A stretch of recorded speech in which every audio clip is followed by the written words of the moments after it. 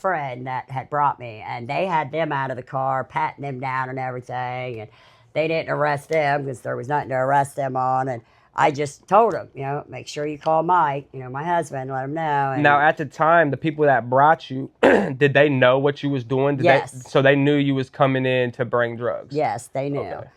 And the guy had told me he had already told Mike. So my husband already knew, which he wasn't happy about me doing it at all, anyways. And he kept telling me, "Oh, you're stupid. You're gonna get caught. I would never do it. And if you get caught, I'm not helping you. You're gonna sit there and suffer and da da da da da." Yeah, but I bet you he wasn't talking like that when he was getting half of the money I was sending home. Exactly. It's always nice to Exactly. reap the reward, but you don't want to suffer the consequences. Exactly. And you always So have a negative thing to say. So they take me to jail, and by this time, I'm starting to feel rough.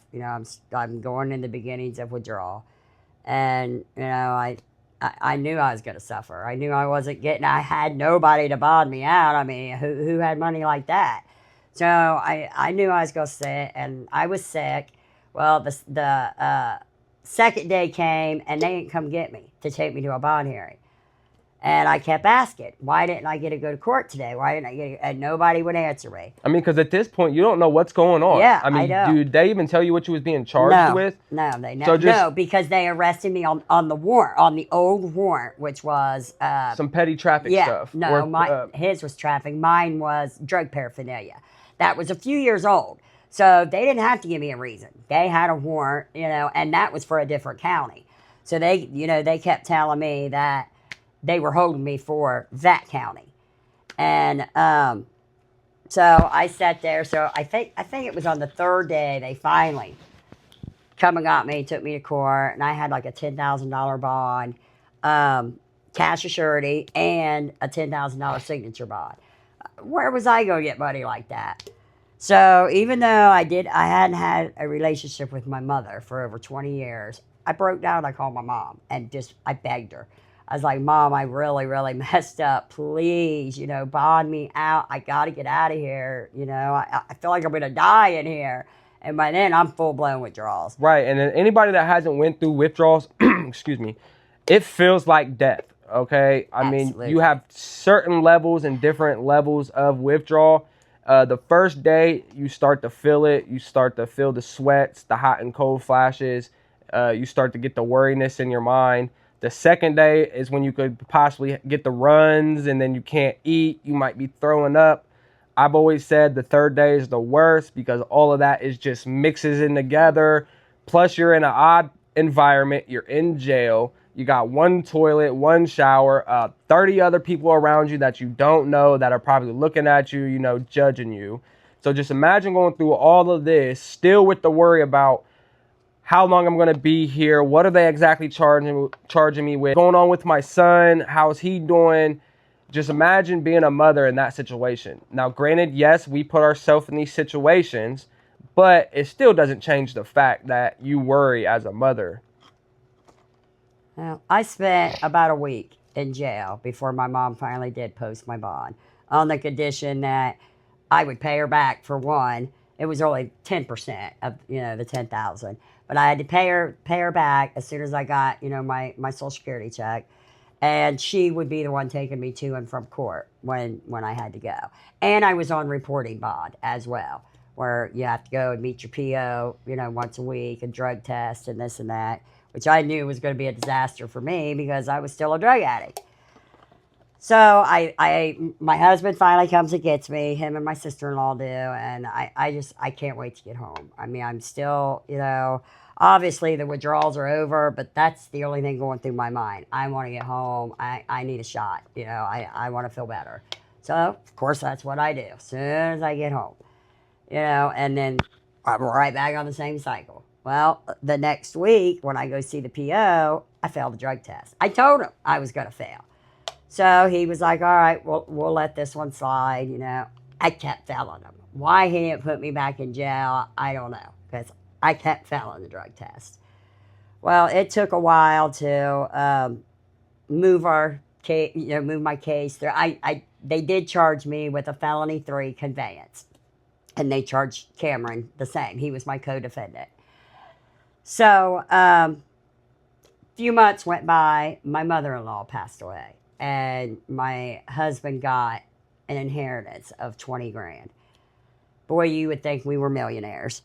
We got thrown out of our one-bedroom apartment that we had been in at least 10, 11 years and started hotel hopping, is what I call it. We just kept going from hotel to hotel, and we were living large. All the drugs we wanted, hotels, some nice, really nice hotels. And anybody that knows and has been in that position to go hotel to hotel knows that's not cheap. No. Living at a hotel, eating out every day, on top of getting whatever drugs you want, however much you want, right then and there, it's not cheap.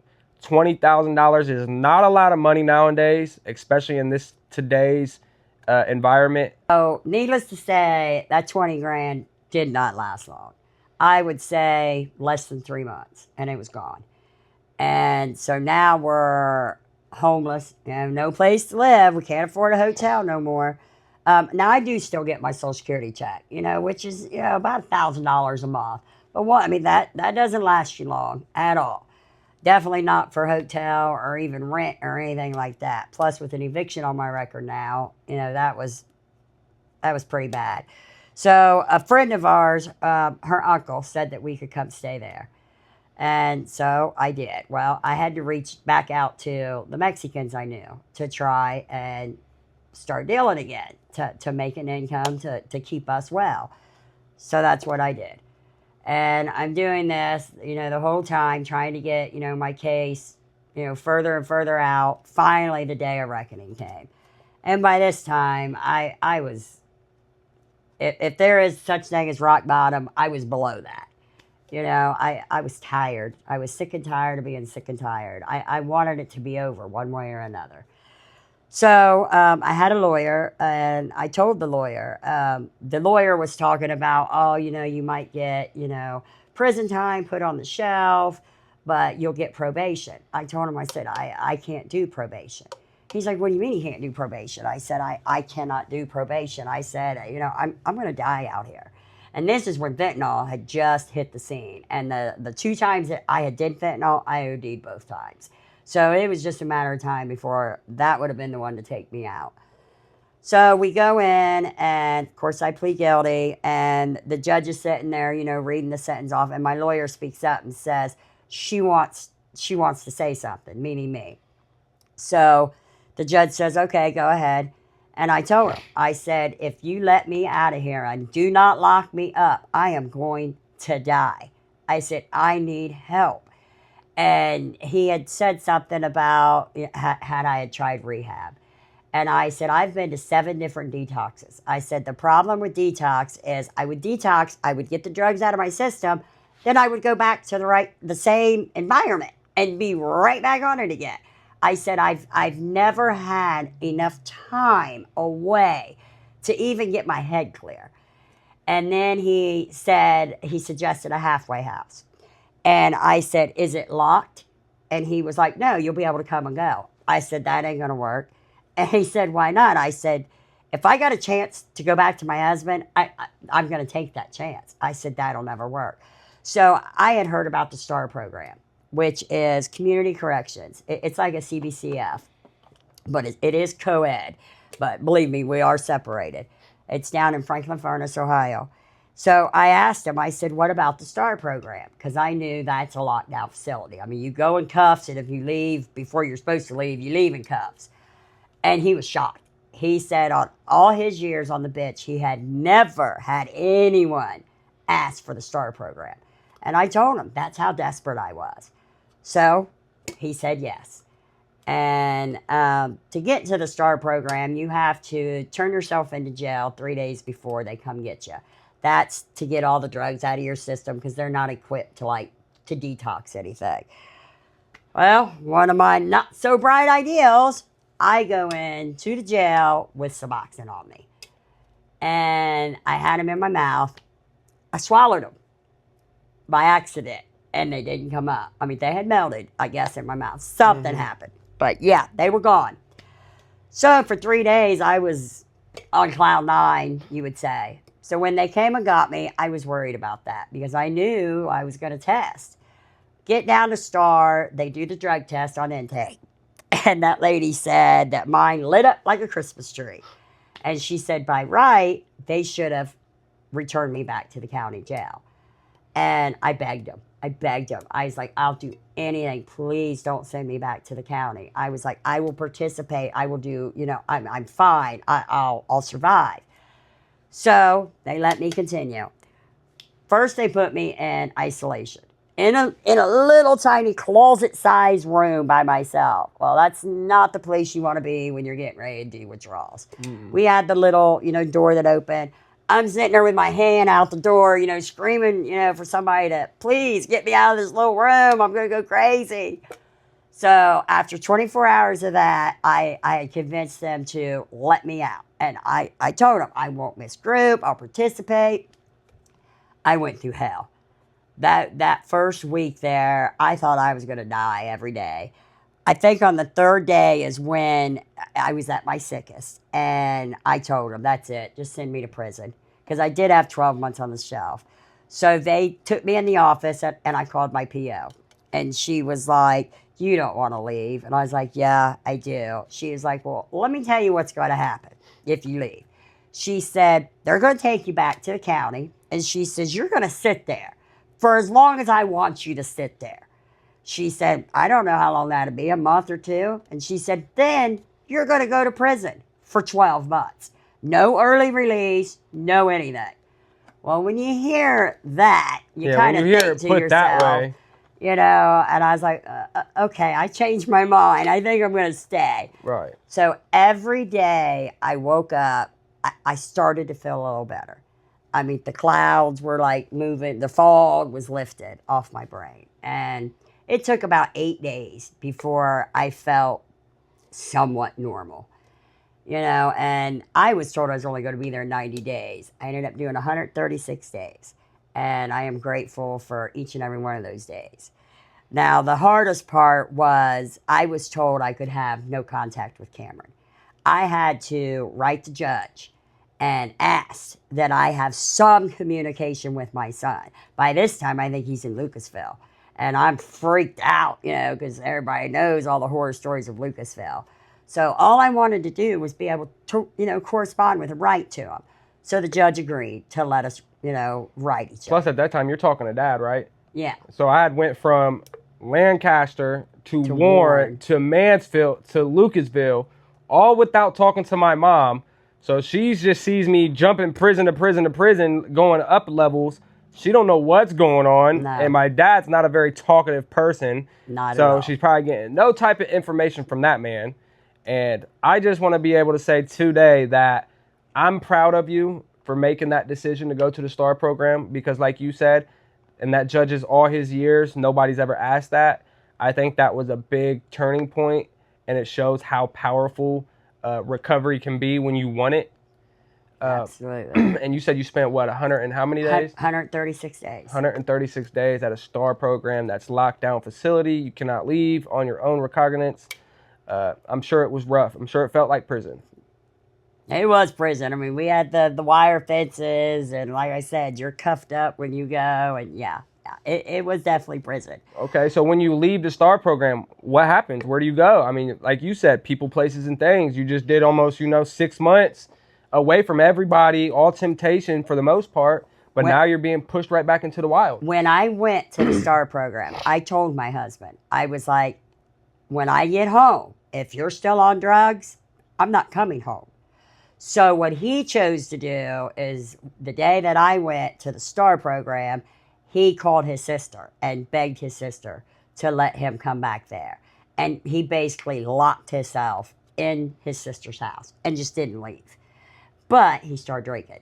He thought that was better, that's legal, no harm, no foul. And that's how he got off the drugs.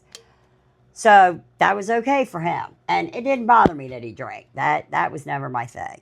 So when I got out of STAR, my mom come and got me and took me to my sister-in-law's where my husband was. And everything was okay at first. I had changed. That was the thing. I had changed inside and out. And my husband wasn't used to that. I mean, I had boundaries now, and he's used to, telling me what to do, when to do it, and how to do it. Right. And I wasn't going for that. And I don't know, it lasted a couple months. And then one night he sat there and asked me if I wanted to go get some drugs. And that's when I knew.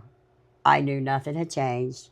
I knew he hadn't been clean the whole time I was away. It His was sister just didn't know about it. Right. It was basically all illusion. He wanted you Yes. to see what he wanted you to see so you'd come back. Yes. Because I think by that time you guys had been together, what, 20, 25 years? Yeah. Yeah. And he's just so Long time. comfortable with having, like you said, basically a built-in maid slash slave, if you want to call it that, I guess. I mean, you did what he wanted you to do, how he wanted you to do.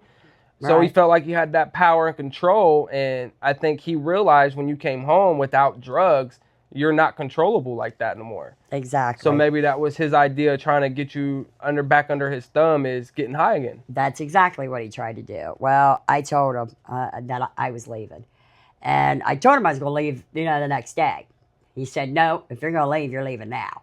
So this was, 10 o'clock at night. It's raining. I wasn't prepared, but I threw my stuff in a bag. I called my mom. I said, please come get me. I'm leaving him. That's it. I'm done.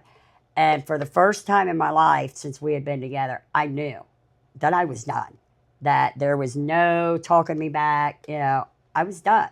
I was not going to risk everything I had been through to fall back into that lifestyle.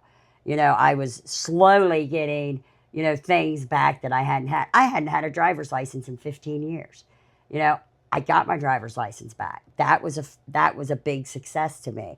I was still doing, the counseling sessions and going and seeing the PO. I was doing everything I was supposed to be doing.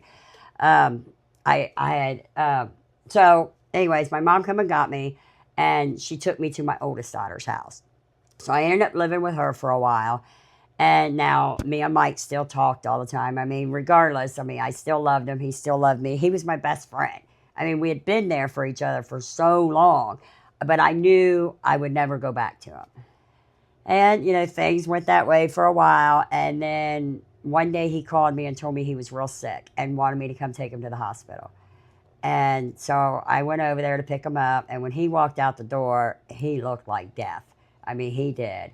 So I got him in the car, took him to the hospital, and, left him at the hospital. He calls me the next day and tells me he was diagnosed with cancer.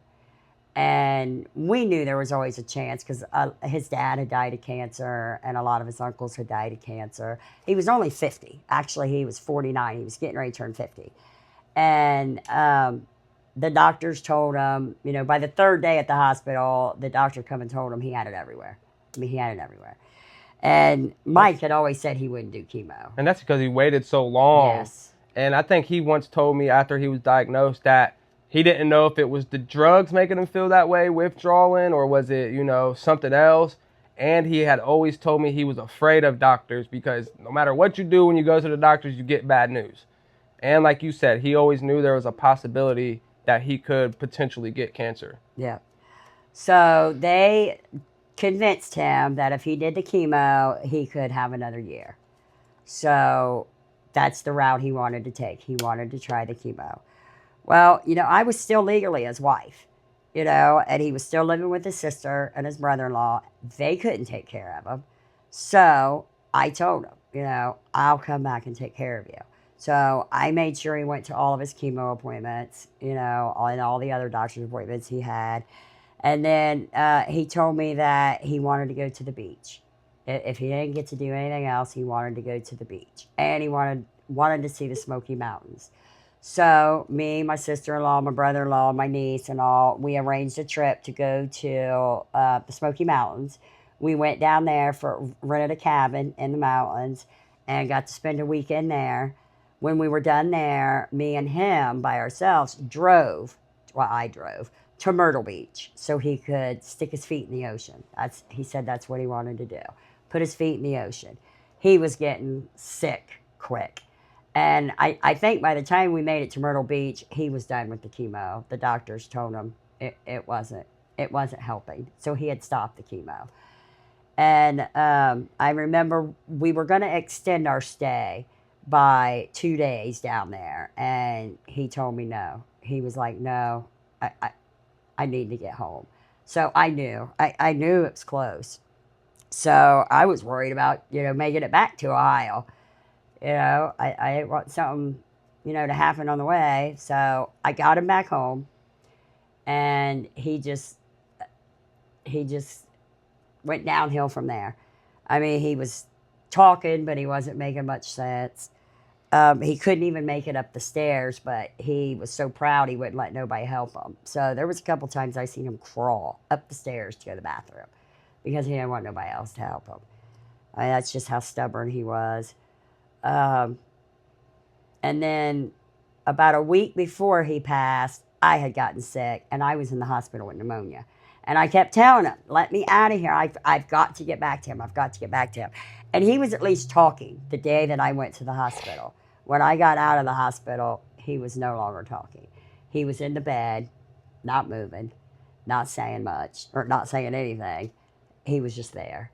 And he passed away in his sleep.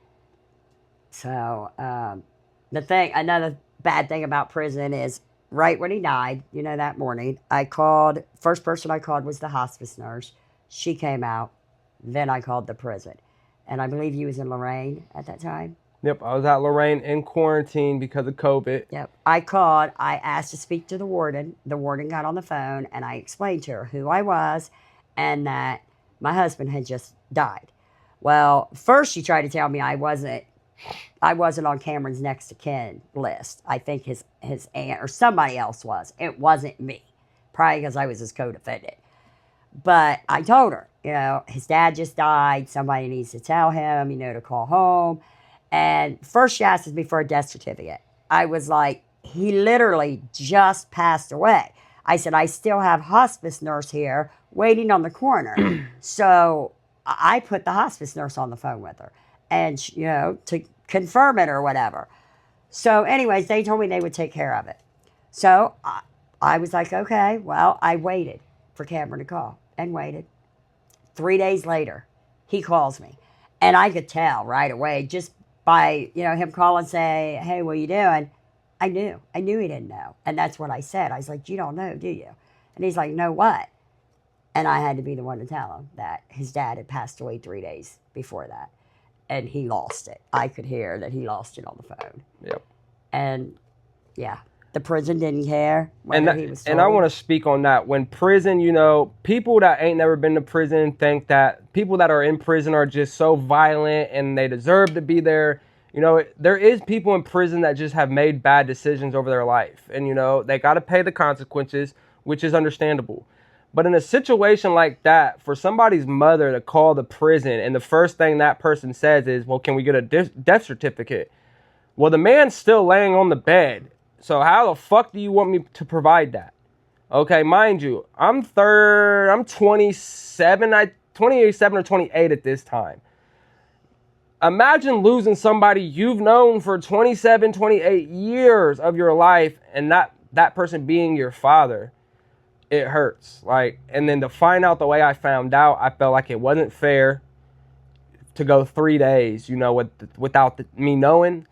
And like she said, I lost it. Not only was I trying to hold back the tears because, first of all, I'm in prison. I have a cellmate, and you can't show that type of weakness. People don't care what's going on.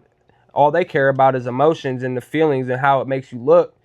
So I get the kicking on my door. And now, mind you, we're in quarantine in the orientation block still. We've been in there for about 30 days. And when I say I get the pounding on this door, I probably kick and bang on this door for hours and hours until finally the white shirts come. And I got people yelling like, man, stop kicking the fucking door. And I'm not trying to hear none of that, bro. I just lost my dad. You feel me? All I see is red at the time. So finally, when the white shirt does come to my cell, what seems to be the issue? I'm like, the fucking issue is how I just figured out my father passed. And I didn't get to see a chaplain. I didn't get no private time. I didn't get a phone call home. I was still waiting on tablets to be dispersed every day to get a phone call. And we just happened to have to go 3 days without the phone that day because there was a fight. And I just felt like it wasn't right, you know, as being a human, being a person. Yes, I'm in prison. Yes, I've made mistakes. But at the end of the day, man, come on. There has to be some lines you guys won't cross. And the CO understood that. He kind of sympathized with me. He was like, look, I understand 100% how you feel. This is what I'm going to do. I'm going to let you out so you can make a phone call on the wall phone. I'll let you take a shower, take as much time as you need, you know, grieve, basically, is what he was saying. Because he knows you can't do certain things that you need to in order to grieve when you're in a cell with another man in that type of environment. But I also want to point out how powerful that was. You said that even though you guys wasn't together and, you know, that was still your husband and your best friend for so many years, when it came time, you know, to be there for him when he absolutely needed you, you was there. And that shows a lot about your character, I think. And, you know, I say this from all the time of how proud I am of you, from how far you've gotten. I do want to touch base a little bit about where you're at now, because that's even more surprising of how you ended up working where you work, especially with having a conveyance on your record. So let's tell them where you work today, and let's see if they're going to be surprised. Okay. Well, a few years after my husband passed away, at this time I'm living with my youngest daughter. And she came to me, she's like, Mom, I found a perfect career choice for you. Now, granted, I've been on Social Security for 20 some years at this point because of my autoimmune disorder. And she found peer support. So I looked into it and I'm like, oh yeah, that's something I could really get into. Because if you remember way back in the beginning, I had went to school for mental health, chemical dependency and all. So to be able to get back into it, I felt like I needed to do something. I needed to give back. Yeah, because at this point, you're just like on autopilot. You just wake up, you know, you might do some chores around the house, but you're not working. You don't really have no life. Purpose. I had no purpose. No purpose, exactly. And that's what I wanted. I needed a purpose for my life. And so I did all the peer support stuff, become certified, and I applied for a job at Franklin County at the it's called the Office of Justice Policy and Programs, and they do the rapid resource centers inside both of the jails. And I applied. I got an interview, and I thought it went really well. I mean, I had to explain why I had been off work for 20-some years, but I did. They wanted somebody with lived experience and, you know, who had a strong recovery, you know, background. It took them about 6 weeks, but they called me back and hired me. So I started working for the county and absolutely loved it. And this was before the new jail was opened up. So I was out at Jackson Pike. And of course, you know, I knew that I wanted to go further than what I was. I was just a peer supporter. And I worked a lot of third shifts. And I mean, you only get a couple minutes, you know, to make an impact on somebody who, you know, gets out of jail. You would think everybody's happy when they get out, but that's not always the case. Nope. People that get out that have nowhere to go, you know, that's where we come in. We provide resources to, one, you know, find them a place to go. If they need help, you know, with Job and Family Services, we do that. If they need a birth certificate, an ID, you know, there's a lot of resources. You know, Jackson Pike never had anything like that when I was in jail. And you weren't allowed to walk away from Jackson Pike at all. If you walk down the street, you could get arrested and bring you right back. That's why they started the Rapid Resource Center, because we also provided transportation to get you to where you needed to go.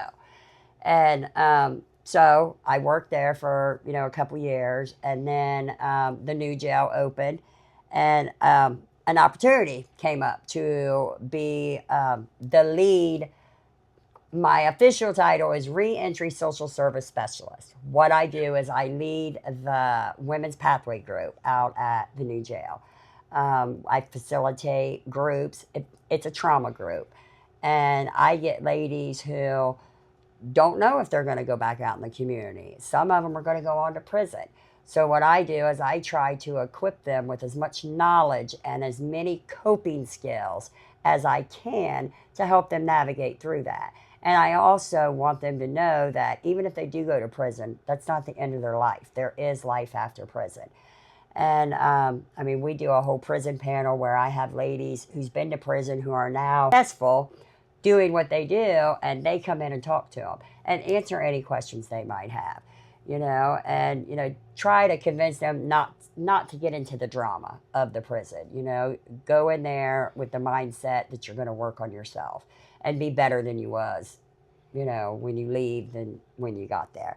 So yeah, I am very proud of the work I do. Right before I did this, I was the head of the Narcan distribution out at the jails, and what that is called Project Dawn. I would make property bags for certain individuals that I would get on a list, and I believe those individuals would test for some sort of drugs upon arrest. I would put Narcan and fentanyl test strips inside a property bag and put it in their property. That way, if when they leave, they get it to take with them. No questions asked. They don't even have to talk to anybody. Right. So I was really proud of that work too. But fortunately, I had to hand that down and train somebody else to do it, and she does a wonderful job as well. But yeah, I mean, life is so much better today than it ever was. I wouldn't, and like Cameron said, I wouldn't change, my past, because it is what made me who I am today. Exactly. I'm a better mother. I'm a better grandmother. I'm just a better person all around, and I'm proud of myself. Now, I did have to go through a lot of shame and guilt for what I put, my kids through and other people through. And first thing I had to do was learn to forgive myself, and I have. I have forgiven myself. I mean, I can't go back and change it. All I could do is, change my future, and that's what I'm doing. And I'm going to continue doing what I do and help people that are trying to navigate re-entering society one way or another. Absolutely. So I'm also proud of her. I know there's a ton of people that are proud of you for, how far you've come in life. And there's so much more you have to offer that I know you are going to make a mark on society. And with that being said, after prison and the hustle, I want to thank my mother for coming on today and giving us her story.